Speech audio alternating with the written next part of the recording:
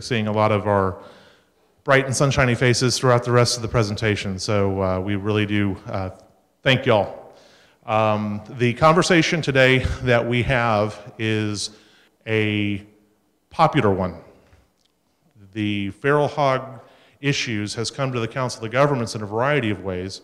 One of them, we just got invited to a session a couple of years back and heard about feral hogs in our urban areas. That's the first time we ever really heard about them. The conversation kind of got started, and it was an interesting experience of thinking, wow, that's a interesting but a relatively rare occurrence, isn't it?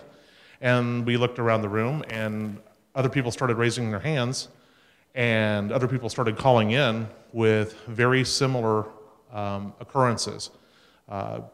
Brett Johnson from Texas Parks and Wildlife has tracked this information over time, and our conversations have led to, wow, we really do need to talk about the common experiences and the common potential that may be represented here, maybe a potential here. As a Council of Governments, which is a voluntary association of member local governments, we are what our local governments want us to be. And a lot of times we'll try to respond ahead of the curve before we get information from our local governments, but generally it's because somebody has knocked on our door and said, okay, Council of Governments, we have A, B, and C problem. Well, most recently, Kevin Acosta from the city of Dallas heard of our experience and our ongoing discussions about feral hogs, and pointed out that the city of Dallas is now having an issue with feral hogs. And they were in the, I don't want to put words in your mouth, Kevin, but I think there was a recognition that there was a cross-jurisdictional issue component to this feral hog issue, and the complications of a large city dealing with an urban feral hog populations were complicated enough, but then dealing with neighbors to the north, south, east, and west added a whole new component to it. And from that conversation, this forum was born. So I want to turn it over to Kevin. Do you have any opening comments? Basically to say thank you for everyone being here. And I think with your presence, you recognize the fact that our borders for these feral hogs are borderless. They don't know where they are. They just go to where they go. Finding out that we have interstate highways of 30 and 45 and 35W and 35E and so forth and so on. They've got the floodplain. They've got their own highways that they use, and they're all over the place, and they are not necessarily going away. And this has become something that we want to make a regional effort, because we all know doing it on our own is a difficult task, but hopefully learning to do it together, we will be able to resolve some of the issues faster and move on to the next. We have a number, in City of Dallas, we have a number of departments that have been impacted by this. And I'm sure the same goes for the other cities. So hopefully today will be the beginning of a regional effort working together along with the assistance of North Central Texas Council of Governments. And let's go forth. Very good. While Kevin's talking, we're going to be having a discussion between Kevin and myself, and hopefully involving some questions and some interaction from the audience. But we're also going to be supporting that conversation with some slides in the background. While Kevin was talking, I just went through some quotes that I've collected about feral hogs. That perspective issue I mentioned at the front end of this. When you Google quotes about hogs or feral hogs, you get things like, all they need is love, or they're really smart, and I was saying my personal preference or personal favorite is they prefer to wallow in clean mud as opposed to dirty mud. I know there's clean mud, but it just sounds There's a notion that they're dirty animals. They're very social animals. These are hunting camera slides of sounders going after deer feeders. We had earlier conversations about how opportunistic and how smart the hogs are. They are very much on the move. You'll be hearing a lot about our conversation and with the panel and with Kevin and me right now about how the range is rapidly expanding. There's been at least a half dozen news stories on just the local news stations about feral hogs moving into the area. The potential damage can be very disturbing. When we were at that South Lake event, one of the amazing parts of that conversation was the wildlife interaction. It was particularly in our more affluent communities, is considered a quality of life issue. It's nice. But there's a fine balance between seeing wildlife and being part of nature and then having your open space resources like cemeteries and golf courses and parks disturbed like you see here. Hey Jack, it was interesting, about 2 years ago, we have an area, a building that's called Echo Park, and it's right near our landfill, not too far away from it. And we had seen some stuff going on, but wasn't exactly sure what was causing it. And then over the Thanksgiving weekend, many people came back, and someone made a phone call from the Echo Park office saying, are we having new landscape being redone? Who brought in the machines? And they were saying, what machines? What are you talking about? And there must have been a tiller or something that came through, because here's some pictures, I'm sending them over to you. No? What was it? And come to find out, sanitation had been dealing with the feral hogs not too far on the landfill, and they had made their way to that building and basically destroyed all the landscape that had been taken care of. And, as you saw in the cemetery, I mean, we have golf courses in the city of Dallas also that they were a new tee box was put together, and they rolled it right back up to get under and get all the grubs and everything else that they were looking for. The types of damage that our local governments are facing, and some of the really difficult questions we have to ask.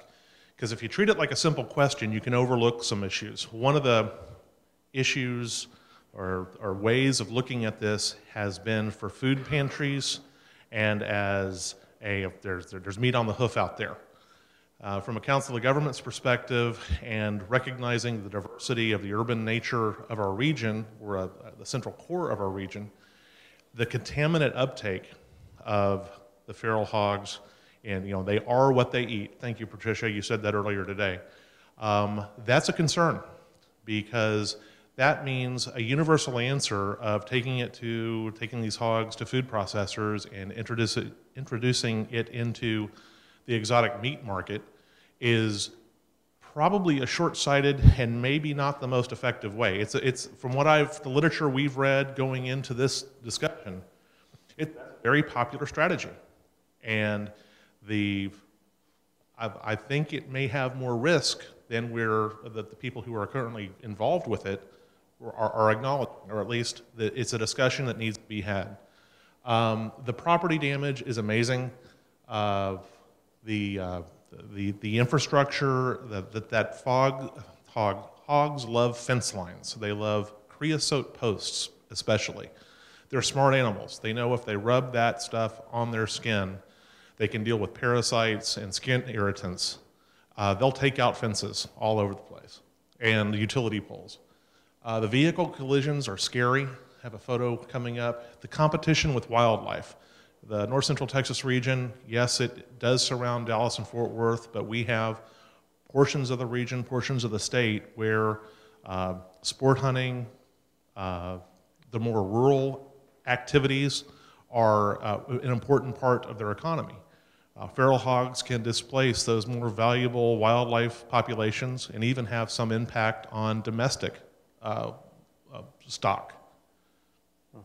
The predation, they are omnivores and they'll eat whatever they can. I don't think I've heard of many urban interactions with pets or with people at this point, but as populations pressures increase through north central Texas, that could be a real challenge. And Actually, we'll show you some pictures. One of the things that brought our attention was at one of the largest parks that we have in the city of Dallas called Keys Park. It's in the southwest area of town. And we had a couple of areas in the area that new trails were put. And of course, with new trails came mulch that went on top, and new mulch, as you can guess it, brought on the sightings of some feral hogs that we had never seen in the area before. And because you have the trails, you also have residents who want to go, who are curious and want to take their dogs for the walk. And we actually have had two, now a third incident of dogs, obviously not on the leash, coming in contact with a feral hog, and all three of them were injured. One of them had to be taken for stitches.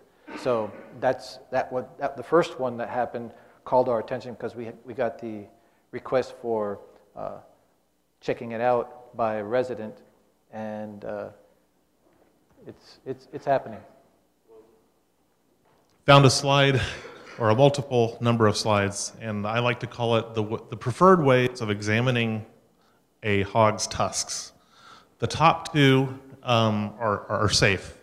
The bottom one is, I'm not sure, that's a very brave photographer, because I'm not sure if that hog's going this way or going that way.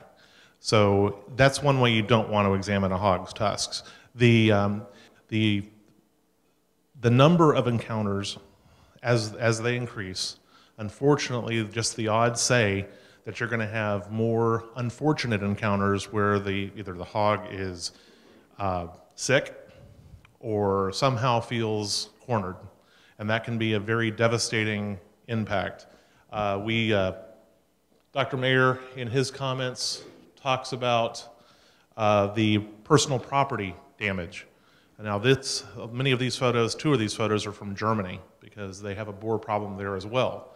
The rather dramatic crash is a test being run for, I believe, Volkswagen, but that's what they're saying a run-in with a full-size boar would do to, I guess that's a Golf.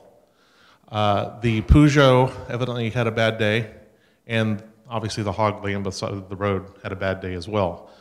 But those are expensive and very dangerous interactions with that wildlife population.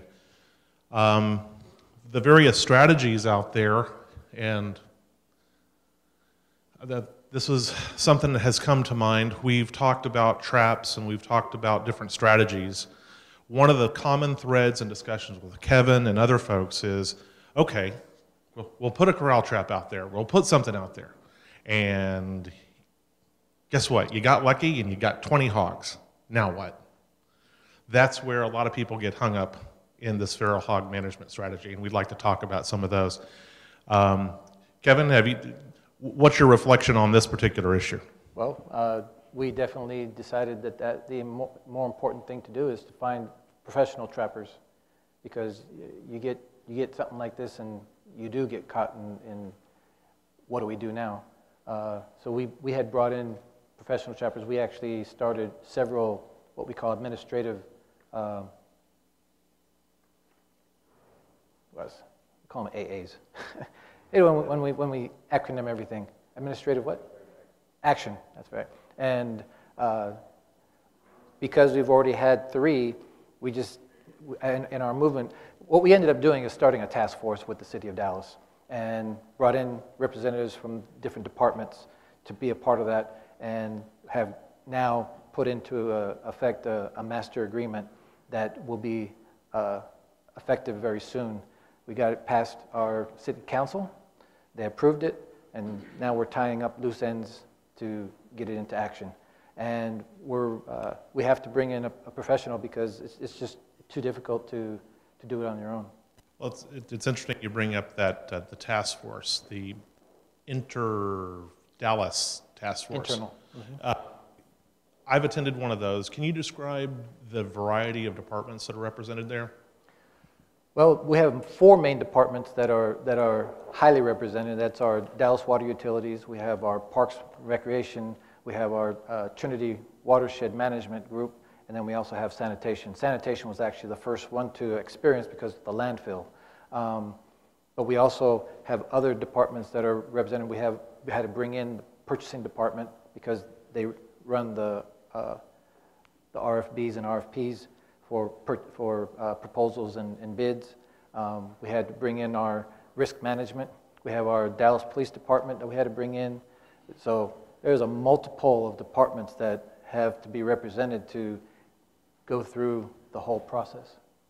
Well, what I found very interesting about interacting with Kevin's group, and the Dallas needs to be, and all the local governments who recognize how interdisciplinary this topic is to realize that that's a big step, because it's very easy for busy folks, I know I'm one, to get focused on what's on your desktop, and it's your job, and if you can take care of it and be done with it, and without interacting with anybody, the better, on to the next task. This is not one of those issues where that strategy works. From our discussions with Dallas and other local governments, the public safety component of this immediately came up in terms of, well, is an animal control officer in your average medium-sized city prepared to deal with a problem like this? And what we found is not necessarily. Is a city saying, well, okay, we're going to go out and contract with somebody. A trapper will come in and wave a magic wand and open a couple of traps and they'll all be gone. We won't have this problem ever again. They want to eradicate. That level of expectation's got to be managed, because that's not going to happen. They're way too smart, they're way too robust, they're way too fertile to have an eradication strategy. Jack, you brought up animal services. I didn't mean to leave that out. Our animal services department is under our code compliance, and we had a long discussion on do we involve them or not involve them. As you know, the city of Dallas is huge, 365 square miles, and we have a lot of other animal issues that they're having to deal with, and to have to deal with the feral hog issue was just overwhelming. There was a time when they tried to put them down, put them asleep, and it was just using up too much, too many syringes and so forth, so it was too expensive. And so we had to actually remove that part, just the feral hog issue, out of and away from our animal services so that they could tend to the cats and dogs and raccoons and every other things that they're having to deal with on their own. And so that's one reason why we put the task force together specifically for feral hog control and abatement, because it dealt with so many other entities as well that we had to bring it together that way. The challenges they face, animal control folks face, is now they have public perceptions as well. The effective strategies can be interpreted, have a reaction of the general population, and so you have to be very careful. Perception is a big issue with feral hog management.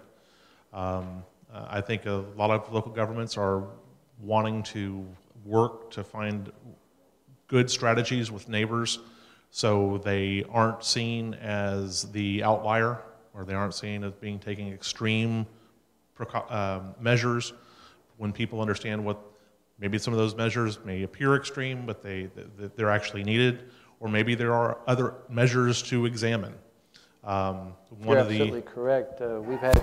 We do keep animal services involved by virtue of their connections with other outside organizations such as PETA and so forth, other groups that we as a city of Dallas, we live in a fishbowl. It doesn't matter, if we sneeze, people want to know about it, right? If whatever movement, whatever direction we go, people are watching all the time. We have the media, always seeing something here and there. They're biting at the bit as to exactly what moment our contract goes into play. Or some are saying, if you can tell me right before it does, I want to be there. You know, so I don't know, I'm sure other cities deal with the same type of issue, but being as large as we are, we have to be careful every step that we take, and we have to consider everything. So we even have our public information office involved in as part of the task force as well, because it's an issue that is going to take play. It's going to be newsworthy. We've already had a few things come out as, you know, even when it got approved, people want to know, okay, they always want to know, if someone wants to know the secret. There's no secret. It's a matter of many entities working together, just like we want to do the same thing here, all of us, and we're not willing, we don't want to keep the information, we want to share it, because everyone needs to know as much information about these animals as possible, because it's just too big an issue. Very important points. I think the information sharing, you'll hear a theme today through our comments, and we want to encourage this conversation among y'all, is the interdepartmental, interdisciplinary sharing of experience. The public information is very important. It seems like there's always a camera out there. People are very concerned about the humane treatment of these animals. People are also concerned about their public safety, so they want effective treatment of these animals. There's a border, there's a balance that needs to be established there, and that's not always easy. The public information officer is somebody, if you haven't thought about involving, you know, the Council of Governments has learned from the City of Dallas and others that that's a very important part, because it can be very, well, number one, it can be very flustering to have a camera shoved in your face and saying, why did you do that to that lovely pig or that cute animal? But it could also be, it can take up a lot of time. It can be very, it can have some real public perception and public opinion impacts. So being able to incorporate that into your planning is very important. I think one of the concepts, another issue, is the dispatch of feral hogs. Many people have different strategies. We talked about the meat production, but there are some folks who are arguing for the humane treatment of animals by, you know, killing them on the spot, reducing the amount of stress the animal is under by going ahead and killing them in the trap. Or that's tricky, because typically that would involve a quick and effective firearm, and many of our local governments have prohibitions about anybody else than a public safety officer discharging a weapon. And even if that person discharges a weapon, there's a lot of paperwork. I'm sure the peace officers in the room can relate to that. So a system has got to be put in place or managed to more efficiently and effectively deal with that. The whole issue of trappers, if you do hire them, how much leeway do they have to handle the sounders or the collection of pigs that they collect, and how much leeway do they have in their own personal safety?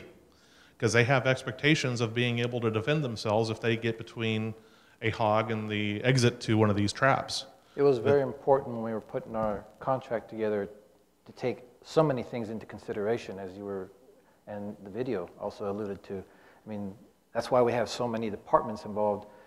It's amazing how all the ordinances that we have to follow, the policies, procedures, you know, all those things that you have to take into consideration. And then what are the wants that you want, and what are the things you can do, what are the things you can't do? If you can't do these, how can you work around those issues? It was a long effort with the whole group, bringing information back and forth. I have several people in the room who are from the state of Dallas, and they can attest to, you know, going to the task force meeting and then having homework to bring back to the next meeting, so that, and then giving that to purchasing and then following their procedures. It was definitely a task, but a task well taken. Well, in addition to those issues, even if you choose to ignore hogs, it's at your own peril, number one. but the damage that they do that this slide talks about can result in you being forced to deal with them. And we'll talk about it with our panel a little bit later on in terms of water quality. But suffice it to say, the wallowing issue for our major cities that have major levees in them, that's a big deal. The Corps of Engineers is very sensitive about urban levee safety and the status of those levees. When they go out and they see that a structural component to that earthen structure has been compromised, they're going to look to that local government and say, what are you going to do about it? So even if you can't, many of our local governments will not be able to ignore this into the future. They're going to have to be able to deal with that. You're absolutely right. And I think other cities can see this as a true fact. If you have a levee, then you're dealing with the Corps of Engineers. And the Corps of Engineers has specific requirements of what you need to do in order to keep your levee right. And any damage done to it doesn't show, it definitely shows as a negative, not a positive. And you've got to keep your levees up, running, and safe and sound and well groomed and all that kind of things. And when the hogs hit our levees, that was only one of the tips of the iceberg that put us into gear to get a master agreement going for a professional trapper. It wasn't just the hitting of the parks and the golf courses, but you hit levees, then you're starting to talk about high dollars involved, along with all the other damage that's starting to be done around water utility areas and some of our wastewater lands and other lands. And we've also got Parks and Rec, and you've heard of our Trinity River production of making the Trinity into a lot of parks and trails and so forth. We have a lot of different trails, Horse Park included, that we're starting. We can't have anything go wrong when you have public involved in horseback riding or just walking the trails and encountering feral hogs. By no means, you don't know what's going to happen. Even, you see a little pig, the sow is going to be nearby. That's not good. It might be cute to a child, but that's a big danger problem that could occur. So there's all kinds of things that came into consideration. Again, another thing that was why we put the contract in. You bring up a kind of an anecdote that I have had with a different invasive species issue, and that's nutria. But the public perception of nutria, for somebody who is not in the know, I was one day in a park here in Grand Prairie and was enjoying the park and noticed a family having fun near the water. And I was kind of curious, and it was a photo opportunity because the mom and dad were encouraging their children to feed the nutria pieces of bread. And it stunned me. It said, you do not want to do that. That's a way to become lefty really quick. So there is a perception out there, not only in terms of ourselves, in terms of professionals dealing with the problem, and then talking about the issue that we have in talking to our bosses and the people who are in charge of us, but also with the general public we serve. How do we effectively convey the message that, that Dr. The mayor talked about, the perception issue? How do we convey that more effectively? That's going to be a big issue because we can recognize the need for effective management, but if we have our residents being swayed by well-intentioned but perhaps misleading news stories, how do we combat that? What information do we need to get out there that say this is not Arnold Ziffel, this isn't the little car insurance selling pig, these are serious threats? That's going to be a big perception issue and challenge. I'd like to hear y'all input or your experience on that as well. Kevin, have you had any experience with the public aspect of that? We have been, small things coming in. We even had during our budget town hall meetings someone brought it up. You know, it wasn't necessarily a financial issue, but they still, it was a forum that they still brought it up because we have different areas of town that, we were talking about their highways, which are the floodplains. Well, we have several areas of town that are near floodplains, and so they're now just experiencing, near our Keys Park area, some of the residents had their landscaping hit because they came up and out. There was one small park that we were trying to figure out how it got the damage, and we finally went back and followed the little floodplain and figured out how they got there. And so, yeah, so that's something that's becoming more prevalent, unfortunately.